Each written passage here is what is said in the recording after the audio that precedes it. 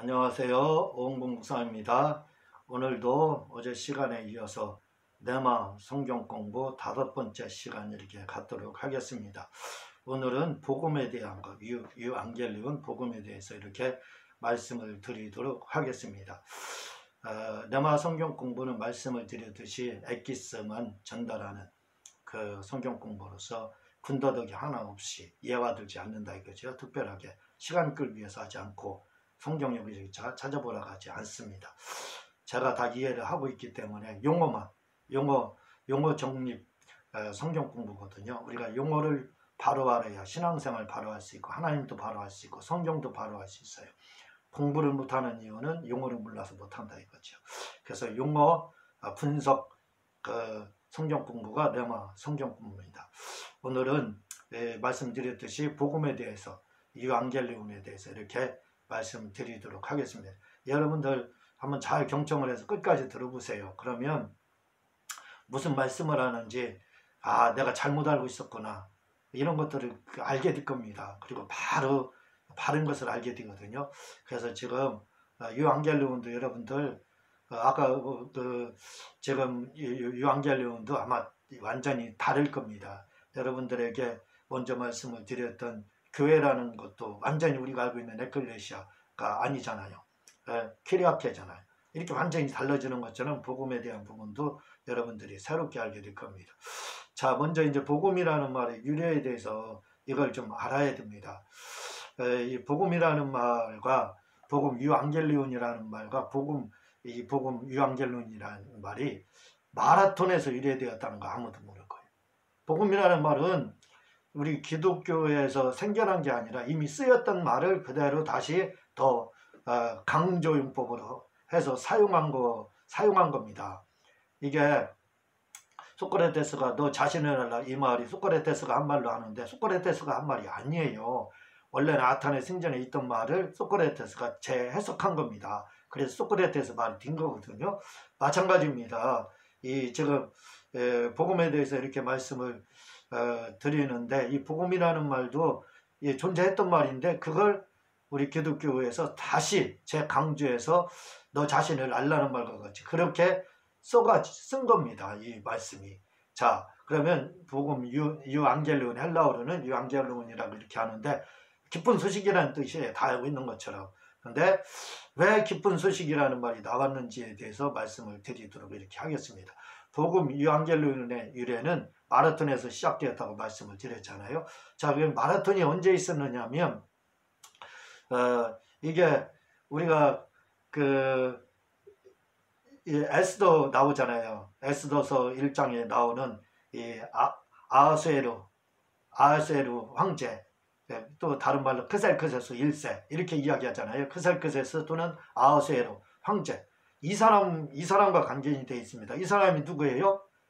에스더의 남편이잖아요. 아하수에루가. 크셀크세스 1세가 에스더 남편이지 않습니까? 에스더 남편의 아버지가 다리오 1세예요. 근데 이 다리오 1세는 다니엘서 6장 1절에 나오는 다리오, 고레스의 장인 다리오가 아닙니다. 그 다리오가 아니라 또 다른 다리오예요. 그래서 다리오 1세인데 이 다리오 1세 때 바로 마라톤이라는 말이 나오게 됐어요. 무슨 말이냐면 이 페르시아가 바벨론을 정복한 이후, 페르시아는 지금 이란이고 바벨론은 지금 이라크입니다. 이 바벨론을 페르시아가 정복하잖아요. 참고해서 말씀드리면 파라데이소스, 다시 말하면 이 낙원이라는 말이 페르시아에서 유래가 된 거예요. 자, 이 페르시아가 이제 세계 최강국이 됐습니다. 바벨론 물리치고요. 그리고 이제 시간이 흘렀습니다. 아하수에루의 아버지가 황제로 있을 때, 다리우스 있을 때 1세 때입니다. 이때 이제 페르시아는 아시아로는 만족을 못하게 돼. 그래서 유럽으로 진출을 하려고 이제 전쟁을 벌이게 되는데, 그래서 이제 그리스를 침략하게 됩니다. 그래서 그리스를 침략하니까 그리스에서는 무슨 일이 일어나냐면 우리는 항복할 수 없다. 전쟁에 나가서 우리는 맞서 싸우다 죽을 거다. 해서 그리스와 그리스와 페르시아의 전쟁이 일어납니다. 그때 페르시아는 이란이죠. 지금으로 말하면 이 페르시아는 다리오 1세 아하수에르 황제의 아버지죠. 아버지가 황제로 있을 때였으니까요. 그 다리오 1세인데 100만 명이었습니다. 100만 명. 군인들이 100만 명이었어요. 그리고 그런데 아테네에서 그리스의 군병들은 얼마나 되겠어요. 숫자는 안 나오고 있지만 말해 10만 정도밖에 20만 정도 되면 그 정도밖에 안 되는 거예요.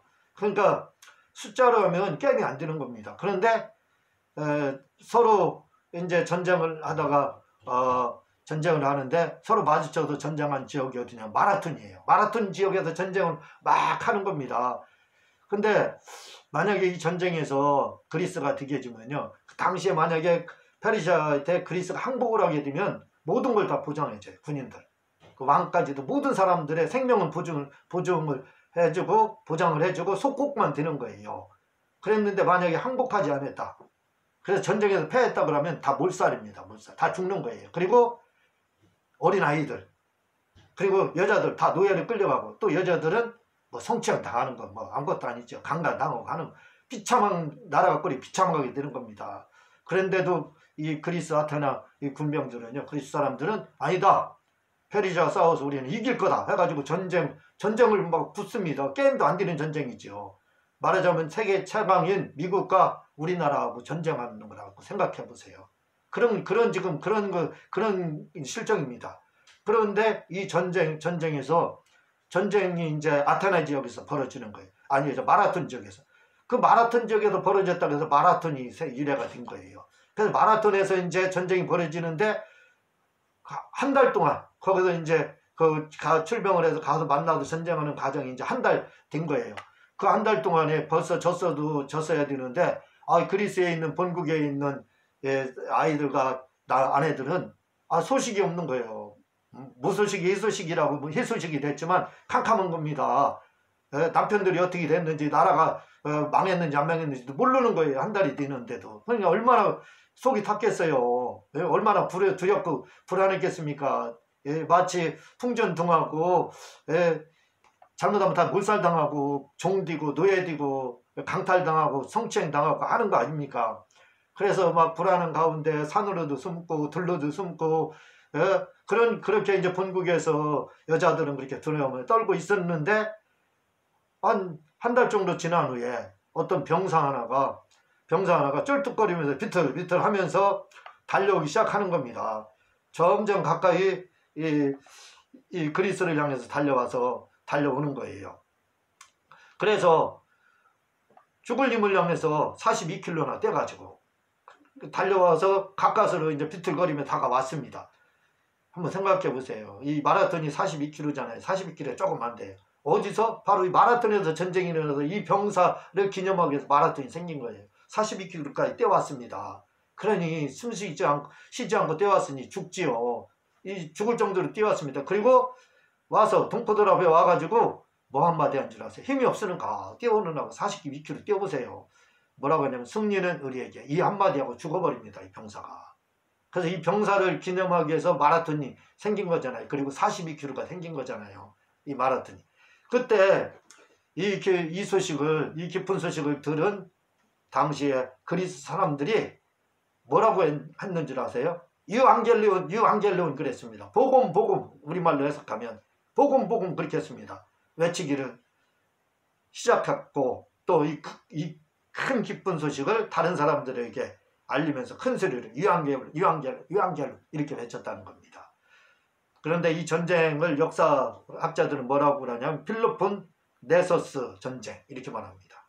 이 전쟁에서 그리스가 승리를 하게 되는 거죠. 아하수에르 에스다에담폰 크셀크세스의 아버지 다리오 1세 때 마라톤이 생긴 거예요. 마라톤, 이 아테나 전쟁에서 결국 진 거예요. 페르시아가 지게 됩니다. 그 마라톤이 생기게 되는 거고. 자, 그래서 그랬는데 지금 유앙겔리온이라고 외쳤어요. 유앙겔리온, 그 병사를 향해서 유앙겔. 그럼 이 뜻이 뭐냐 이거죠. 유라는 건 접두사입니다. 잘, 좋은이라는 뜻을 가지고 있는 접두사예요. 그리고 앙겔리온은 천사라는 뜻이에요. 그러니까 뭐예요? 병사, 죽은 병사를 향해서 군중들이 뭐라고 그러냐면 좋은 천사다, 좋은 천사, 좋은 소식 가져온 천사, 좋은 소식 가져온 천사, 이렇게 그 병사를 향해서 했던 겁니다. 그게 유한결로 복음의 이래가 되는 거예요. 좋은 소식 가져왔잖아요, 소식을. 예? 그래, 좋은 소식 가져왔으니까 뭐예요? 천사죠, 천사. 천사는 좋은 소식 가져오는 자입니다.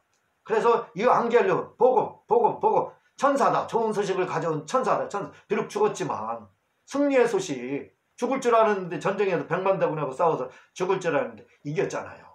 그래서 좋은 소식을 전하기 위해서 전했다고 해서 그 유한겔로 이렇게 외친 겁니다. 그게 뭐냐면 좋은 소식을 전한 천사다. 좋은 소식 전한 천사다.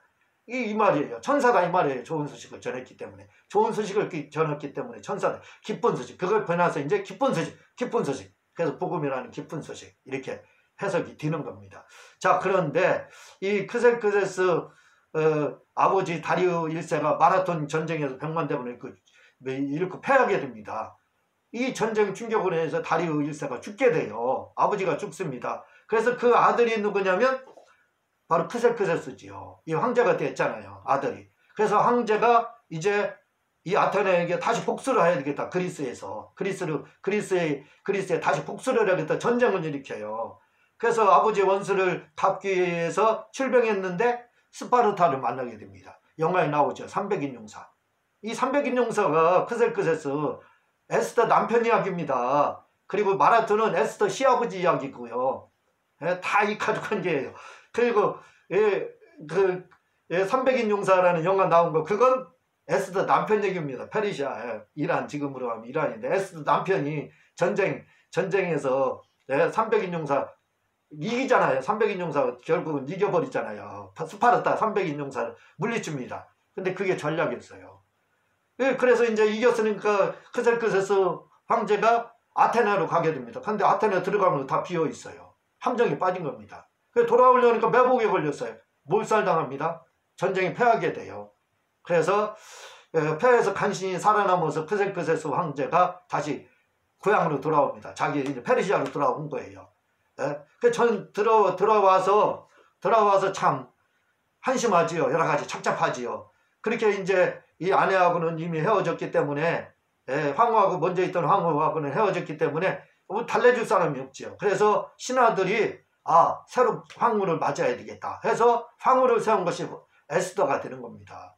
그게 에스더 2장 7절, 이제 7절, 8절, 2장 7절, 8절에 이렇게 나옵니다. 저가 삼촌 딸 하데스, 곧 에스더는 부모가 없고 용모가 몹시 아름답고, 이렇게 8절, 왕이 조명을 반포하되 처녀들이 도성 수산에 많이 모여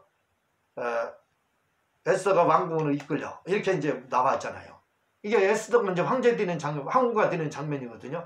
바로 300인 용사 그거 승리는 했지만 아테네에 가서 함정에 빠져서 매복에 걸려가지고 져서 간신히 목숨만 연명해서 살아와가지고, 그때 이제 혼자 시름에 있을 때, 황제가 크셀크세스 시름에 있을 때 그 시름을 좀 풀어줘야 되겠다 해서 황제에게 신하들이 재혼을 시킨 겁니다. 그 재혼을 돼서 황후가 된 게 에스더예요. 그러니까 이 에스더서가 마라톤하고도 관계가 있고 300인 용사하고도 이렇게 관계가 있는 겁니다. 유앙겔레온하고도 관계가 있는 거예요. 참 역사가 이렇게 된다는 걸 참고로 알아주시기 바랍니다. 자, 아까 병사가 42km 뛰어서 숨을 헐떡이다 이제 죽었어요. 그래서 유앙겔레온, 천사다, 좋은 소식 가지고 온 천사다 해서 기쁜 소식, 이게 이제 복음 유앙겔론이 됐다, 이렇게 말씀을 드렸어요. 이게 이제 이 복음이라는 말이 이제 이후에는 노마가 이제 그 이후에 기쁜 소식은 항상 뭐예요? 그 병사를 기념하기 위해서 유앙겔론 이렇게 항상 불렀습니다. 그러다가 이제 노마가 세계를 정복합니다. 노마가 세계를 정복하는 해도 이 유앙겔론이 계속 살아있는 거예요. 그래서 유앙겔론, 그 병사를 기념하는 거죠. 저거 기쁜 소식 가져온 천사, 이걸 계속했습니다. 근데 이제 그 유앙겔리온이라는 복음이라는 뜻이 변질이 와요. 변하게 됩니다. 왜냐하면 유앙겔리온은 항상 기쁜 소식이에요. 좋은 소식, 기쁜 소식이에요. 그래서 그 뜻만 살아있는 거예요. 이제 그 병사의 뜻은 없고 이제 저희 기쁜 소식이라는 그 뜻만 살아있는 겁니다. 유앙겔. 그래서 누마에서는 이제 황제가 등극할 때, 또 결혼할 때, 제수를 방면할 때, 사면할 때, 제수 방면이나 사면할 때, 또는 아들을 낳을 때, 또 전쟁에서 승리할 때, 노마 황제가 어떤 도시를 방문할 때 백성들은 뭐라고 그러냐면 유앙겔레온 했습니다. 예수님이 예루살렘 입성할 때 호산나 다윗의 자손이야 했잖아요. 노마인들은 그렇게 안 하고 호산나 다윗의 자손이야 하지 않고 유앙겔레온 했습니다. 황제가 올 때. 예? 왠줄 아세요? 황제가 오면은 보물 창고 보고를 가지고 와요. 선물 꾸러미를 가지고 온다 이거죠. 백성들에게 선물을 나눠주는 거 얼마나 좋아요. 선물 주는 거 기쁜 소식이지요. 그래서 유앙겔레온 황제가 오면 그랬고, 아들 장가 간다든가 시집 간다든가 자녀 나오면 어떤 거예요? 기쁜 소식이잖아요. 유앙겔레온 했습니다. 그래서 기쁜 소식은 무조건 다 황제가 막 등극할 때도 사면이 이루어지거든요. 그리고 또 백성들에게 많은 물품이 나눠 있잖아요. 먹을 것들. 그러니까 유앙겔레온 기쁜 소식이라 이거죠. 그래서 노마에서는 그럴 때마다 유앙겔레온 하고 기쁜 소식이라 해서 아주 좋아했습니다. 유앙겔레온 이렇게 그 뭐 등극한다든가 뭐 자녀 낳고 결혼할 때 이렇게 전쟁에 승리한다든가 할 때 유앙겔레온 기쁜 소식 아주 출구하면서 호산나 다윗의 자손이 하는 것처럼 출구하면서 그렇게 했습니다. 그런데요, 이 말을 초대교회에서 이제 그대로 이 말을 다시 사용하는 겁니다. 그 의미를 뭘로 다요? 노마의 의미가 아니라 그리스의 350년 전에 아테네 전쟁에서 마라톤 지역에서 그 병사가 기쁜 소식 전해서 죽으면서도 기쁜 소식 전했잖아요. 승리는 우리에게 하고 기쁜 소식 전했잖아요. 요걸 그대로 일복해서 다시 받아들입니다. 받아들여서 교회에서 쓰기 시작하는 거예요. 교회에서 쓸 때는 그 마라톤에서 죽은 그 사람보다 더 기쁜 소식으로, 더 엄청난 소식, 그것도 기쁜 소식이지만 진짜 기쁜 소식이 뭐냐? 그보다 더 신비로운 소식이 뭐냐? 더 위대하고 크고 기쁜 소식이 뭐냐? 그건 일반적인 기쁨이다. 그보다 더 큰 기쁨이 뭐냐? 복음이다. 예수님이 하나님의 아들이고 예수님이 죽었다가 부활하시고 승천하셨고 예수님은 우리의 구주다. 우리가 예수 믿고 천국 갈 수 있다. 이게 진짜 기쁜 소식이라요. 이 신비로운 소식이요. 신비롭고 기쁜 소식이요. 아주 큰 기쁜 소식이라고 해서 그 병사 아테네 그 병사의 유앙겔레온 그거보다 더 기쁜 소식이라고 해서 지금은 복음을 유앙겔레온 기쁜 소식 복음 이렇게 불려지게 된 겁니다. 그러니까 노마 황제가 한 것보다 훨씬 더 몇 배 더. 그리고 아테네 그 병사가 죽으면서 승리를 외쳤던 그 기쁜 소식보다 더 엄청난 소식, 더 그거에 몇만 배 드는 그 소식이라는 뜻을 가지고 있는 기쁜 소식이라는 가지고 있는 그 뜻이 바로 복음, 유앙겔레온입니다. 네? 유앙겔레온, 복음, 기쁜 소식, 엄청난 소식이라 이거죠. 세상을 깜짝 놀라게 할 소식이잖아요. 지옥 갈 사람이 천국 가게 됐으니까 여러분 이걸 꼭 기억을 해주시기 바랍니다. 이제 제가 그 기독교 TV 방송을 이렇게 또 하려고 방송 설교를 하려고 하는데 한 100만 원 정도 이렇게 들어가거든요. 은혜가 되신다면 뭐 만약 십시일반이라도 이렇게 해서 좀 헌금을 해주시면 기독교 방송 설교를 제가 좀 이렇게 하려고 하고 있습니다. 좀 할 수 있도록 많은 협조와 기도를 부탁을 드립니다. 고맙습니다. 다음 시간에 뵙겠습니다. 감사합니다.